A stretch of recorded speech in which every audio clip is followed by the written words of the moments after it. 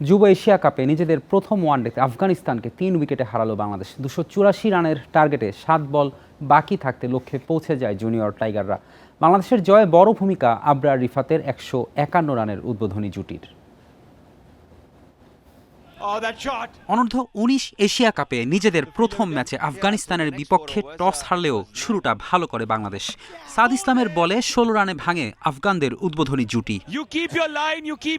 ওয়ানডাউনে নেমে ফয়সাল শিনোজাদা দলের হাল ধরেন। প্রথমে ওসমান সাদাতের সঙ্গে ৬৬ রানের জুটি, এরপর নিয়াজির সাথে ৯৩ রানের জুটি।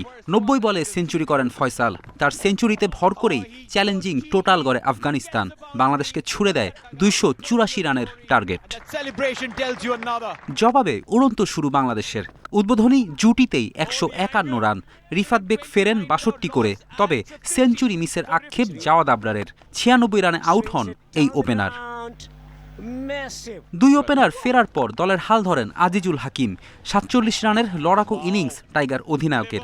যদিও অপর প্রান্তে নিয়মিত উইকেট পতনে চাপে পড়ে বাংলাদেশ। চাপ সামাল দেন রিজান হোসেন। এই অলরাউন্ডারের অপরাজিত ১৭ রানে আফগানিস্তানকে হারায় বাংলাদেশ।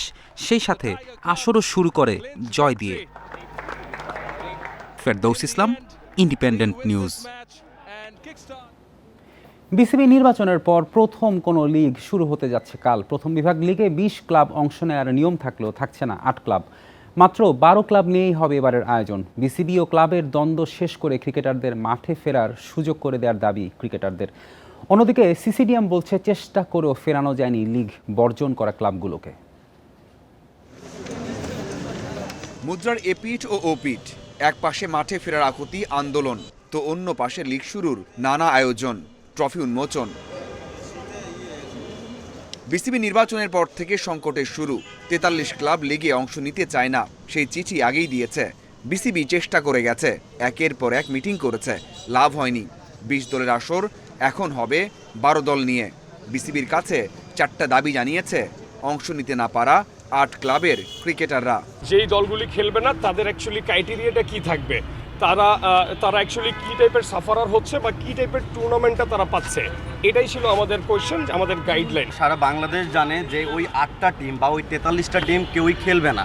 যদি খেলতো, আমার টিম হচ্ছে আম্বার ক্রিকেট ক্লাব, যেখানে আমি লাস্ট ইয়ারও খেলছি, তারা দল বদল করে নাই।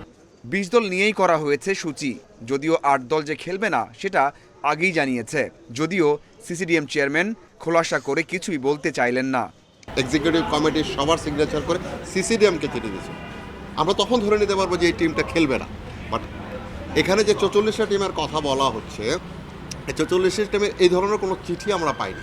আজ সিসিডিএম কোনো চিঠি পাইনি। ১২ দলের অধিনায়ক অংশ নিয়েছিলেন ট্রফি উন্মোচনে।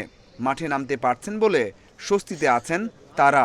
বাদবাকি যে জসি ভাই বললো যে ৮টা টিমের জন্য আমাদের খারাপ লাগাটা ইকুয়ালি খুবই খারাপ লাগতেছে আমাদের, এবং কম্পিটিশন থেকে পিছিয়ে পড়া, এটাও আমরা মানতেছি। আমি দেখি না যে বিসিবির কিছু করার আছে বা প্লেয়ারদের কিছু করার আছে এই জায়গায়।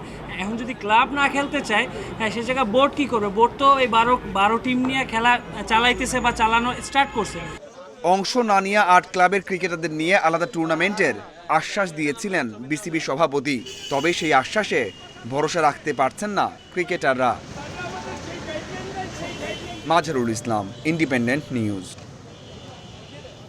এবার ফুটবলের খবর। লাতিন বাংলা সুপার কাপের সংকট সমাধানে বৈঠক করেছেন ব্রাজিল আর্জেন্টিনা দূতাবাসের প্রতিনিধি, আইনশৃঙ্খলা বাহিনী ও আয়োজকরা। এরপরই প্রথম ধাপে দেশে ফিরে গেছে ব্রাজিলিয়ান ক্লাবের একাংশ। বাকিদের টিকিট দ্রুত ব্যবস্থা করার আশ্বাস মিলেছে। ঢাকা ছাড়ার আগে ব্রাজিল ক্লাবের কোচ বলে গেছেন তাদের দেশ থেকে আর কোনো দলের না আসার সম্ভাবনাই বেশি। বিমানবন্দরে যাওয়ার আগে ব্রাজিলের ক্লাব গোলকিপার ড্যানিয়েল টিম হোটেলে বাধার মুখে। হোটেল কর্তৃপক্ষের অনুমতি না থাকায় তাকে বের হতে দেওয়া হয়নি। নিরাপত্তা কর্মী আটকে রাখেন তাকে। বোঝানোর চেষ্টা করলেও ব্যর্থ হয়েছেন। লবি থেকেই ফিরে যেতে হয়েছে। লাতিন বাংলা সুপার কাপ খেলতে ঢাকায় এসে এমন বিড়ম্বনায় পড়তে হয়েছে ব্রাজিল ও আর্জেন্টিনার দুই ক্লাবকে। চরম অব্যবস্থাপনার টুর্নামেন্টের শেষ ম্যাচ হয়নি, অর্থ পরিশোধ না করায় বিমান টিকিট বাতিল করেছে ট্রাভেল এজেন্সি, বাকি রয়েছে হোটেলের টাকাও। ব্রাজিলের ক্লাবের একাংশ বেশি দাম দিয়ে নিজেরা টিকিট কেটে উড়াল দিয়েছে, বাকিদের টিকিট পাওয়া যায়নি। আর্জেন্টিনার ক্লাব অ্যাথলেটিক চার্লোনও আছে টিকিটের অপেক্ষায়। বাংলাদেশের মানুষ খুব আন্তরিক, তাদের প্রতি কোনো অভিযোগ নেই। তবে যারা টুর্নামেন্ট আয়োজন করেছে তারা উদাসীন। ভবিষ্যতে এমন আয়োজনে অংশ নিতে দুবার ভাববো। আমার মনে হয় না এমন অভিজ্ঞতার পর ব্রাজিলের আর কোনো দল এখানে খেলতে আসবে। পরিস্থিতি যখন এমন, তখন হস্তক্ষেপ করতে হয়েছে আর্জেন্টিনা ব্রাজিল দূতাবাস প্রতিনিধিদের। টিম হোটেলে আয়োজক ও আইন শৃঙ্খলা বাহিনীর সাথে বৈঠক করে সমাধান খুঁজেছে। আমাদের তো টিকিট ক্যান্সেল হয়ে গেছে, হোটেলের একটা লোন আছে বা একটা অ্যামাউন্ট বাকি আছে, তো সব মিলেমিশে আমরা রেসপন্সিবিলিটি নিচ্ছি। হয়তো ওরা কালকে বা পরশু ডেটটা মানে দেশ ছাড়বে। আর হচ্ছে গিয়ে যত ধরনের লোন হয়েছে, অ্যাকচুয়ালি আমাদের এখানে একটা লস হয়ে গেছে। আমাদের দিন শেষে ইভেন্ট ম্যানেজমেন্ট বিজনেস, তো একটা লস হয়েছে। আমরা লসটা আবার কাভার আপ করে সবারটাই আস্তে আস্তে পে করে দিব। হয়তো সময়টা 1 মাসও লাগতে পারে, আবার 6 মাসও লাগতে পারে। বিপাকে পড়তে হয়েছে বাংলাদেশ দলকে প্রতিনিধিত্ব করতে আসা দুই ইংল্যান্ড প্রবাসী ক্যাসপার ও ইব্রাহিমকে। আয়োজকরা টিকিটের ব্যবস্থা না করায় লজ্জা নিয়ে বিমানবন্দর থেকে ফিরে আসতে হয়েছে। ইয়াস সাহা, ইন্ডিপেন্ডেন্ট নিউজ, ঢাকা। সোলেমান দিয়াবাতের জোড়া গোলে বাংলাদেশ ফুটবল লিগে বড় জয় পেয়েছে আবাহনী। ফকিরের পুলকে হারিয়েছে 5-0 গোলে। মানিকগঞ্জে ম্যাচের শুরু থেকেই কোণঠাসা ফকিরের পুল, প্রথমার্ধেই 3 গোলের লিড আবাহনীর।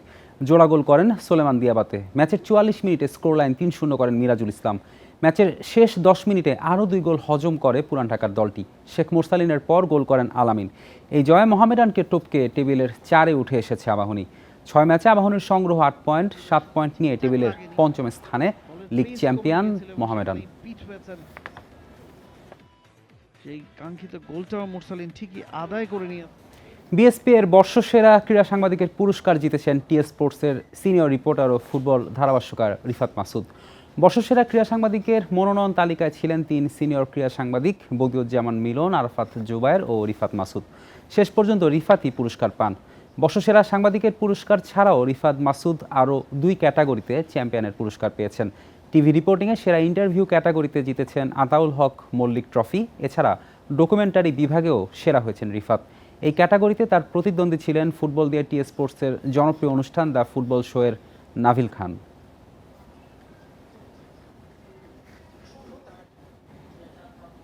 এই ছিল আজকের যত খেলা। ইন্ডিপেন্ডেন্ট টেলিভিশনের সব খবর বিস্তারিত জানতে চোখ রাখুন ফেসবুক, ইউটিউব ও এক্সে। আমন্ত্রণ আমাদের পরের আয়োজনে।